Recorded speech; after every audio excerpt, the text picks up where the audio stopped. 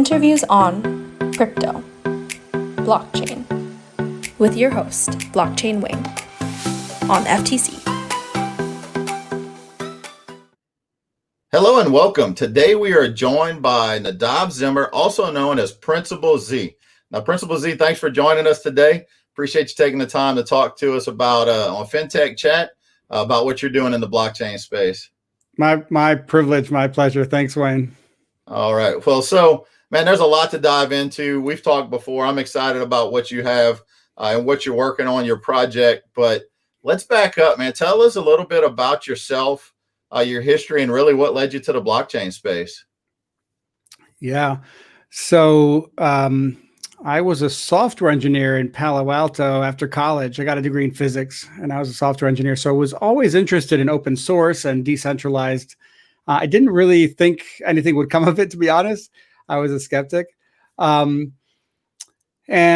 became a high school robotics teacher and kind of got lost in that world and forgot about the software industry for a while.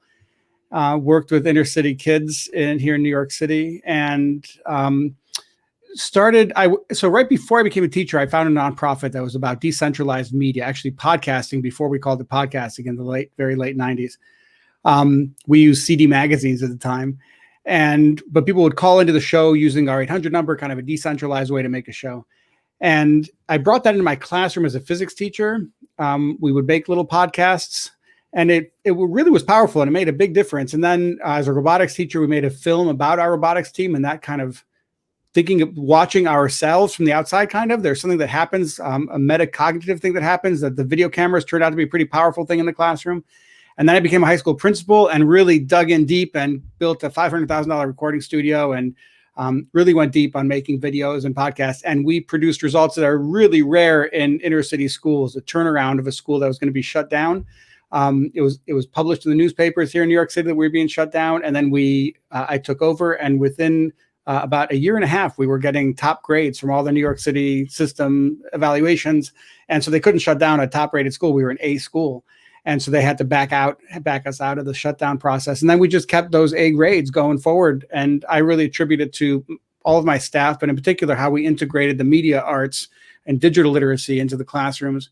And then when the pandemic hit, I realized that what we were doing at that school is really what is missing now. I think that school would, make the transition so much easier to the COVID era, and interest started building. And I happened to write a book. And so now things are kind of taking off.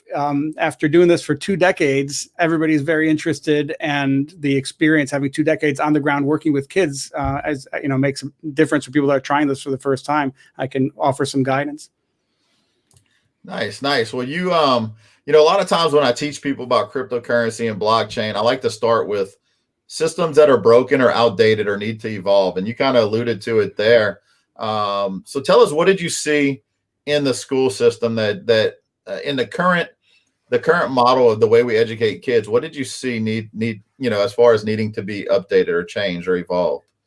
So there's two. As a high school principal, I'm thinking about where I'm sending my kids after they leave their time with this community, right? So the conversation about what's happening to the economy in general and inversion and digital platforms, I think we need to talk about that as well. But let's start in with the education system, and just think about the industrial education system, and especially high schools, right? These kids go to these factories where literally bells ring to tell them when to stop thinking about one thing. And usually like 40 something minutes apart, a bell rings and you go get another credit. And then all the credits accumulate at, finals time. And you have to take all these standardized tests, right? Standardized thinking. Standardization of thinking is no longer relevant, right? Sorting student based on age and ability and subject matter and putting them in these rooms. These things were designed in 1892 by the Committee of 10 when the robber barons kind of decided to invest in these ideas that originally came from somebody named Johann Gottlieb Fichte. And if you read he's saying, make everybody submissive, control and coerce and do whatever you need to generate workers that will work well in a factory, that will be robots. Now we have robots to be robots. People can start being people, right? And so generally, that's we have this system that worked so brilliantly to teach people how to read and write and do numeracy and keep records and keep books. We have this factory model that's just no longer relevant for a digital age. And I'm not the only one to see that, right? I think a lot of people are seeing that all across the economy. And so I got this opportunity to spend some time in Japan and not be working every day as a principal. And that's when I wrote the book. And I started off with this idea with Bitcoin. I was going back into my roots in decentralization and open source. And this thing, Bitcoin, had happened that I would have never believed was possible, right? That money, that should be the hardest thing to innovate, because these banks, they have the money, they have the power, right? This is where power lives. And we're disrupting that first. It seems crazy. So I got into Bitcoin and I had this thought: what if the high school ledger of credits was Bitcoin, right? Bitcoin is a ledger of accounts. You have a person's name, their account, and what credits, what money they have in their account. Here you do the same thing, but you just have what credits they have in their account. And so it's just a thought experiment. I said, what would happen to education if you did that? What would be the implications? And you start thinking about what happens when you take power from the state and from politicians and from the bureaucrats and people that never step foot in a school, and give the power to educators to define what a credit is. And instead of standardizing thinking, right? Instead of now, let me just pause here, because the first thing that I thought of is I'm a data person. We need a data system for education because we spend money, taxpayers. I spend money on education. I want to know where my taxpayer dollars go. I want to know if it's being effective. I want to evaluate schools and teachers and principals, right? That's so important. But the data right now is how standardized do we think? And that's a terrible measure. That's going to predict who's going to fail, and we're rewarding them. So then I put the pieces together and said, wait, that stuff I'm doing with the kids with video and podcasts, what if that was the basis for data, and just producing high quality content was how we evaluated kids? And so then I started talking to my old software engineering friends and my educator friends, and we just started thinking about what can we put, and it was a thought experiment, right? We did not take it seriously because we thought at some point we'd hit something that would say, oh wait, that's going to make it really messed up and hurt people, or that's too complicated, or that's not possible. And now we have an app, right? And we made it all the way here. So, I kind of went off in a direction, but I'll let you rein it back in. No, man, that's some great stuff, and I definitely want to dive into the app because you gave me a little sneak peek. And but you mentioned the book. Tell us a little bit more about what people can expect from your book. I see it. You've got it in the background behind you. I've actually got my copy right here.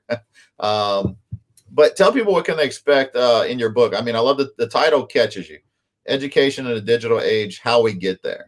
Because it seems pie in the sky, but you kind of got a good roadmap there. Yeah. So the book, let me put in that piece I was saying before. Let's talk about the economy in general and what's happening right now, right? The job, the paycheck, the benefits that came with that 1950s job, the promotion track, the suit, the tie, right? That world, that industrial world is ending. And so in the economy, what that looks like is we're getting fired and we're being hired as consultants or as, individual contractors, right? And that organization man that William Wyatt talked about in the 1950s, he actually, in that book, The Organization Man, which is considered one of the most influential books ever written about business management, he actually argues for smaller teams and this rugged individual worker who gets work done rather than the punch in, punch out. And he kind of starts to point to us that things are going to move towards smaller teams. And Ronald Coase then, or at the same time, is writing about transaction cost economics and asking, why don't we work as decentralized teams? And General Electric's Jack Welch and Alfred Sloan of General Motors, they knew this clearly. Sloan wrote about decentralized efforts, and Welch harkened back to what Coase wrote about and talked about reducing layers of managing and softening the rigid hierarchy, right? They started to feel this decentralized pressure coming, and they made money. And Toyota, the production system, where they are legendary for their efficiency through decentralization of authority by giving all the workers control of the entire factory. So this tension between top down and bottom up, we're starting to hit this tipping point where these digital platforms, right, are disrupting these industrial stalwarts. And that we talked about already a little bit in education, the industrial versus the digital version of education. But the basic model of driving the economy by have more stuff, make more stuff, to make more jobs, to make more stuff, to make more jobs. And that's kind of how we chugged along on the track of the industrial economy. Now with the digital economy, it's something more like create content and get feedback. It's something else. It's a different cycle that's driving the digital age, and it doesn't depend on competition. It depends on sharing and how many people like your things, right? It's a different dynamic that's positive sum. Okay, so that's kind of the big picture. And so I wrote the book interested in reading and discovering this inversion that I was starting to see happen, where Airbnb hosts with no boss or anybody, they can create a company that's like a hotel, but where people work for themselves. And I started digging deeper and deeper in from this lens of having been a software engineer and having been, at that point, 7 years high school principal and 14 years at that point educator. And so the corporations took away these jobs. And so I wasn't preparing kids for a job anymore and to be compliant, right? I need to prepare them to be independent contractors, to do quality work, to have work ethic, to focus their attention, which is the kind of the resource that the digital economy is mining. Instead of the environment for physical resources, we're mining humans' attention for digital, for decentralized digital content production. And now there's something on the horizon, and that's Bitcoin is the first little glimpse of light when the sun's coming up. That first peak is Bitcoin. It's a decentralized and open source platform, right? So it's a platform that's not just decentralized, Facebook is decentralized in the fact that the content, or YouTube, the content is coming from the users, but it's centralized like an industrial corporation in terms of ownership and profit sharing, right?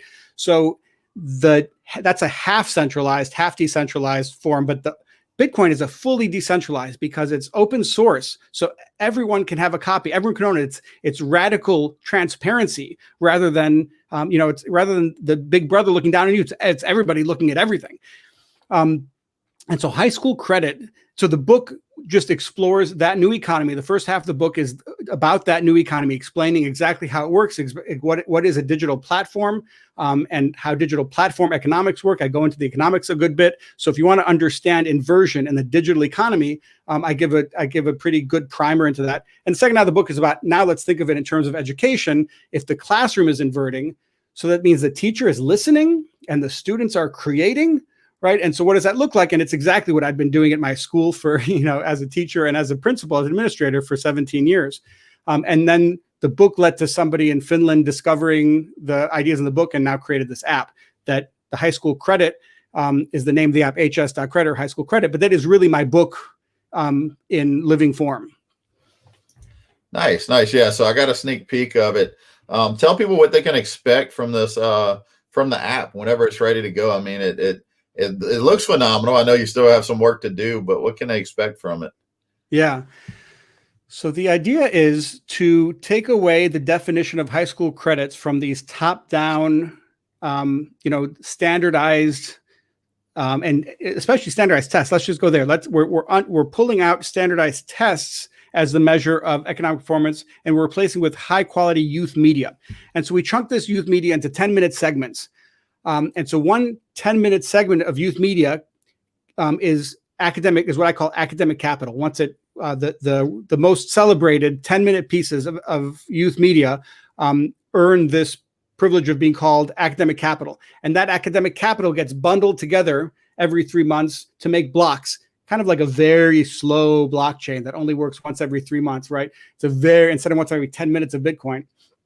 And then we use the blockchain system to create incentives to drive all the different players. So the teachers are incentivized to grade the incoming videos, these 10-minute blocks, with cash. We don't do blockchain for them. We don't do internet funny money. We give them cold hard cash, $30 per 10-minute video that they grade up or down. And so that decentralizes administration. Instead of having administrators and graders and anybody that's certified to administer a credit can do it on their own time, on their evenings, on their weekends, and make up to $180 an hour if you're fast, evaluating work that's coming into the platform. And so that's what the platform is. It's this imagine social media where instead of taking these fast videos and quick things, you only upload once a month. You've revised the thing 3 times with a teacher and the fact checking, and you've had to do the research, right? You go 3 times around, and the audio quality and the video editing, 3 revisions in 1 month, but that's all you work for the entire month. You don't have other classes. You have one class that you work on. So you work on the writing, you work on asking questions. Maybe you're going to cover a protest. So you do the research about the history of protests. You get some questions together. You go get some footage at the protest, interviewing people. You come back and edit. And then you do 3 rounds of that. And then at the end of the month, you upload and get graded anonymously, not by your teacher who you can scam and fake and guilt trip, but anonymously, 3 people on the platform evaluate the work and say credit or no credit, 1 or 0. So that's basically how it is. And what comes out of this is this youth media explosion, right? Suddenly we have every high school being a hyper local journalism, outlet. The fourth estate is suddenly in every high school. And that link between high school education and media is actually not something that only I've noticed. There are a lot of thinkers from Zach Stein to, many others that see the same link happening, that actually the place to make a difference in a digital economy, the places that are going to be successful and make money in a digital economy as we transition from industrial, are the ones that have strong education systems, and that their media somehow isn't poisoned by misinformation. Yeah, that's a good point. I mean, so kids can basically, it's not just the student. So this is a platform where educators can participate and earn a living, earn additional income, earn a living. And students. And educator includes you, Wayne. Anybody who has a podcast can now be an educator, can take on a kid. You coach them online. There's no video, so you don't see each other. There's none of that. It's only coaching, sharing each other's screens and talking like playing a video game. And you coach them how to edit audio, right? And then you can make money if you do that with a few kids and they all get the credit. Then that credit might approach you and say, hey, do you want to be a grader or credit expert and get paid $30 to grade other kids' work? And then you can tell the system every week, I want to do this many hours of grading. And and by the end of the week, you have to do they send you pieces and you have to grade those pieces. Yeah. Nice. And we talked, kind of danced around the subject.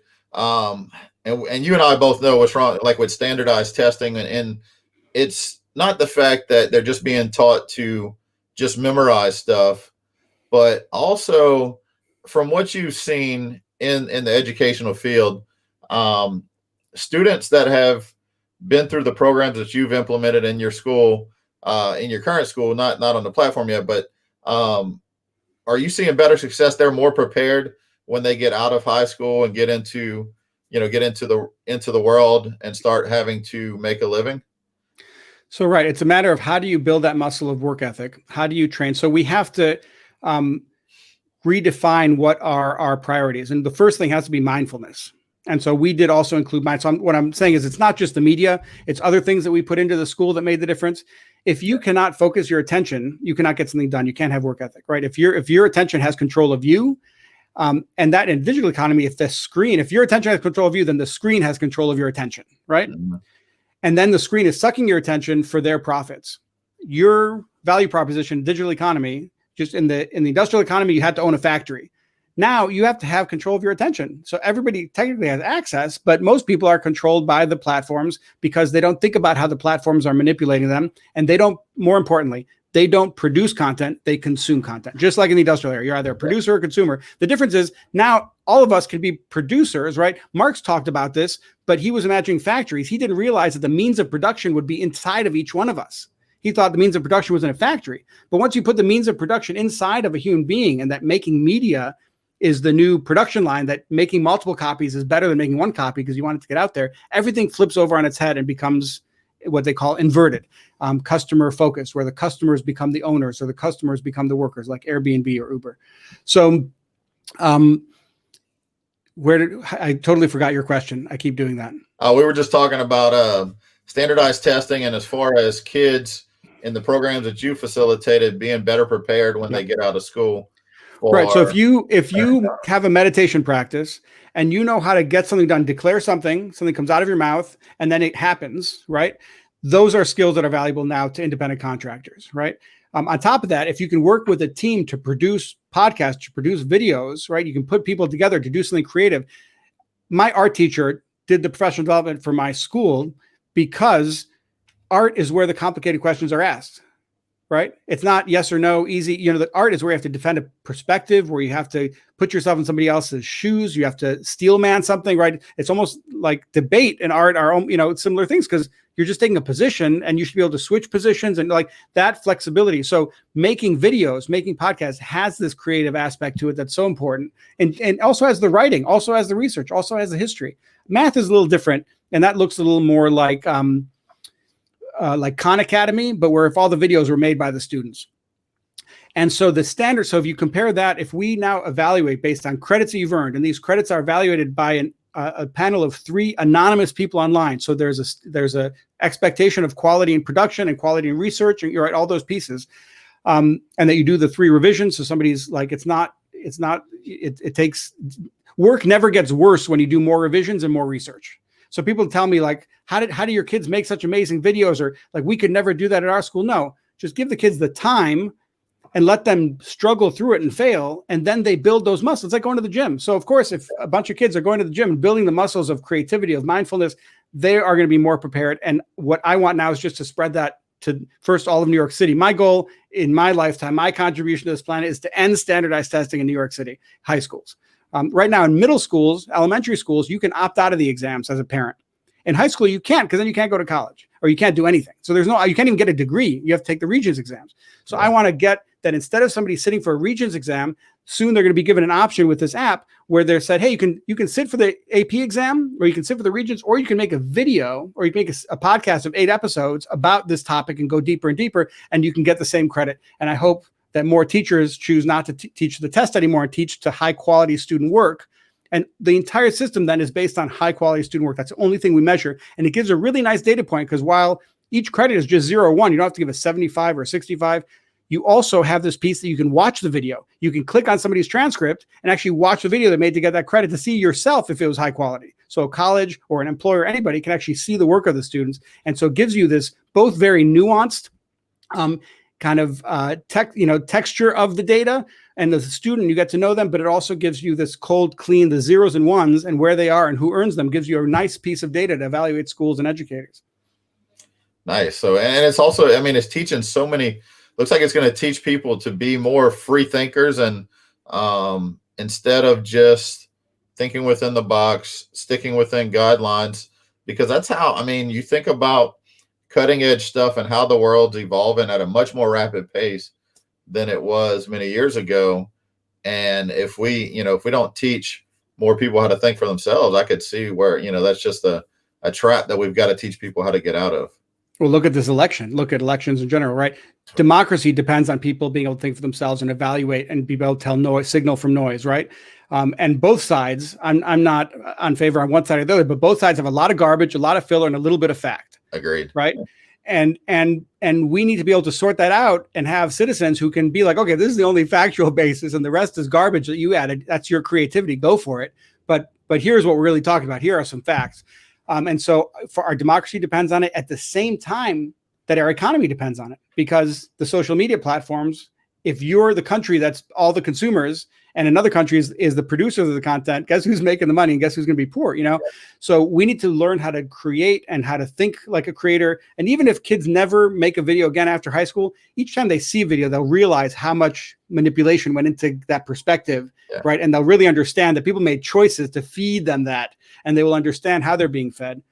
Yeah, absolutely. I mean, I think that would also put some pressure on the mainstream media to see that we now see that we're not really shown news. We're shown a narrative based on what each news station wants to see. And if you've got, students that are creating better content, which we know they can, than what the news channels are putting out, and, less biased, then I think more people are going to eventually flock to the truth. So that could really bring about popularity. I mean, I've seen a picture circulating on social media that it's a picture of I believe it's a lion that has the baby cub in her mouth, carrying it. But from one angle, it looks like the whole head is in her mouth. And it's like, what angle does the media showing you, depending on which narrative they want to show? Exactly. And that's not a terrible thing, the narrative. Each one of us has a narrative we tell of our lives, right? And because what the narrative does is it lets you predict the future, right? Your narrative tells you where you're going, and that's what really matters, where you believe you're going. And I work with kids that are I work as a transfer school principal, which is kids that are coming out of incarceration or getting kicked out of other schools. So it's kids that have dropped out of another school. I don't accept from middle school. I only accept from other high schools who are kicking the kids out. And so these kids have a narrative they've been told by their teachers that they're never going to amount to anything, right? And learning about narratives is so important for them to get. And I've had these moving moments with young people where they suddenly get that they've been fed this narrative about themselves and they get mad. They're like, what the hell? How dare they tell me that I will never be like, and I believe them. And it was all just a story that they were telling me, and they were getting me like, and they just get that it happened when they were 6 and they were pulled out of their homes into foster. I work with a lot of foster care kids, and I'm also a foster parent. And so like, wait, when I was taken out of the foster home and I was angry about what was going on, then in school, they told me I wouldn't, like, the kids put the piece together of how they ended up where they are, but it's just a story.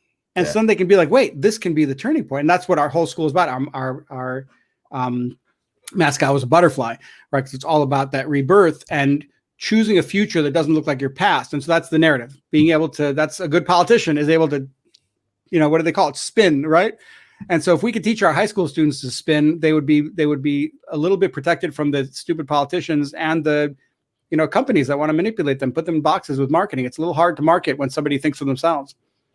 Yeah, absolutely. Absolutely. So, real quick. So while we're talking about this, I mean, I love how you kind of incorporated credits into blockchain, and in essence, it's a cryptocurrency in terms of credits. It's a digital credit. But what kind of one of the things I noticed from teaching people about cryptocurrency is there's a lack of understanding of money in the financial systems. So do you see that playing a big part in the education on those platforms? So that's part of what is important to me about including. I'm actually not attached to the app being designed using blockchain, but I think it's important for the young people to have access, because to access their wallets. So let me just tell you a little bit how the blockchain piece works. Yeah. The Bitcoin is a network. Bitcoin is not a platform. A platform is multiple networks that meet through an app that has some kind of search, right? Bitcoin, if we can get Bitcoin to become a platform, then it's gonna be impossible to stop. So how do you do that? You give away something free on one end to get user, right, to build a user base that then you flip and charge somebody on the other end to make the money with those users.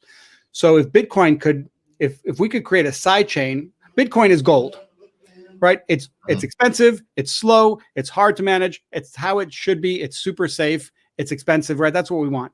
Cash, you want it to be free, you want it to be instant, you want it to be global, and you want it to be anonymous. I don't want somebody watching my dollars where I put them, right? And the government doesn't need to be watching. If we're just talking about spending money, the government doesn't need to know whether, what you buy at the grocery store, right? So if Bitcoin can create a cash that uses the fees on the digital gold side to support free adoption of the cash side, well, that cash has to go somewhere, has to go to the stores, and the stores have to settle and make them settle on Bitcoin. All you do is say, hey, $500 a day and below is on the free digital cash, and it's inflationary. It actually loses value over time, so you want to get out of your hands. And then the Bitcoin gets all the settlement. All the stores have to settle on Bitcoin. So the Bitcoin fees go up and the miners and that the corporations pay for. So that's the first thing that I noticed. And the digital cash wars I think the next world war is going to be fought as digital cash, right? That's whoever wins digital cash is going to dominate this planet. And it's going to be one of these things like HTTP or TCP/IP. It's one of these things that's going to be so simple. And if it's open source and free, it's going to spread the fastest. So if we can create an open source, decentralized cash system, that's the holy grail right now. Anybody that gets that, Facebook's trying, China's trying, everybody's going to try.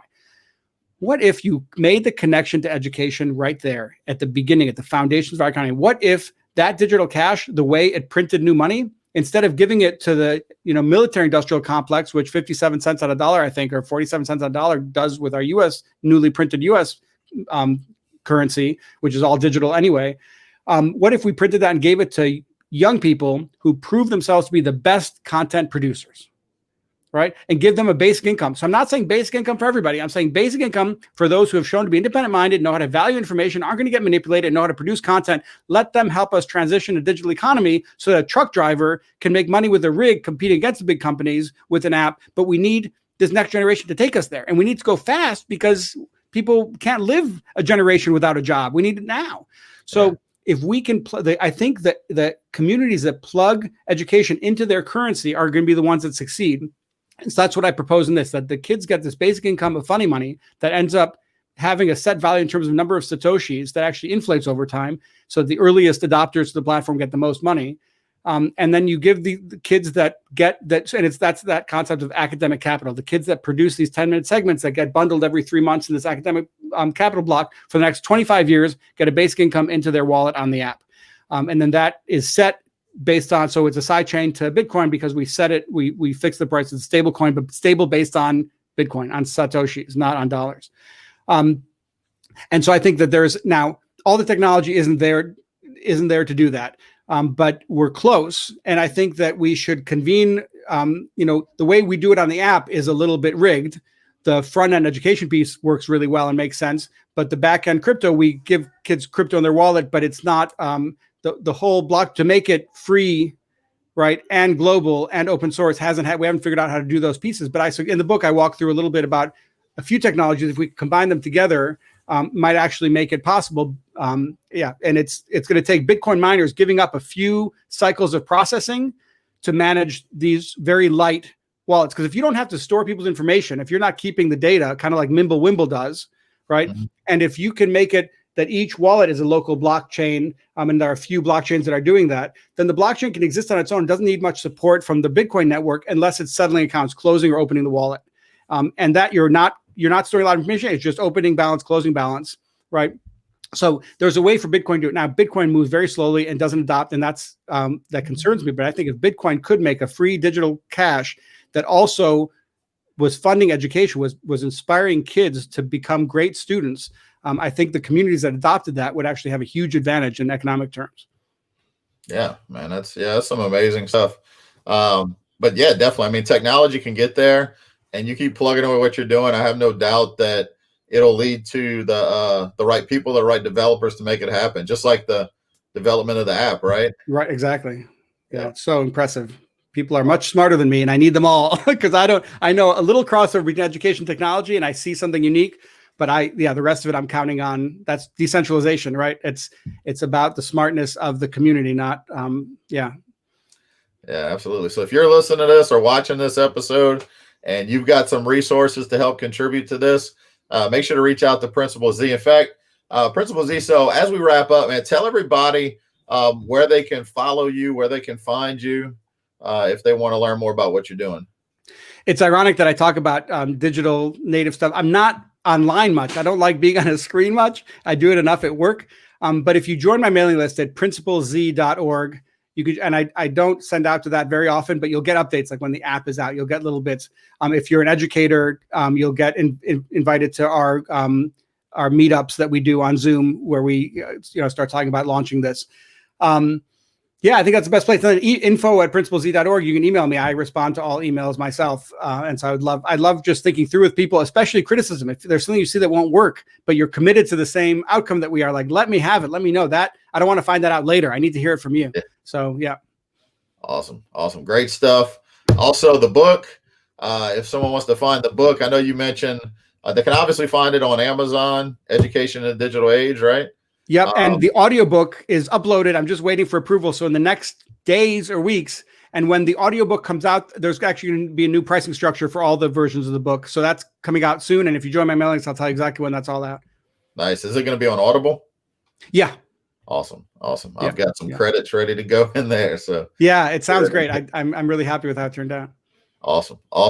And you had mentioned something when we talked in the past. Another thing, if someone maybe doesn't want to buy the book, or what could also help, you mentioned about local libraries.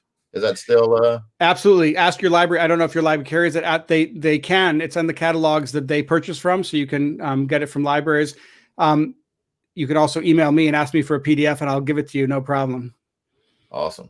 Making it available to everybody. So yeah. All right, Principal Z. Appreciate the time today. Always a pleasure to talk to you. Yes. And listen to the ideas you have, and really not just ideas. I mean, because you're chugging away at it, you're making it happen.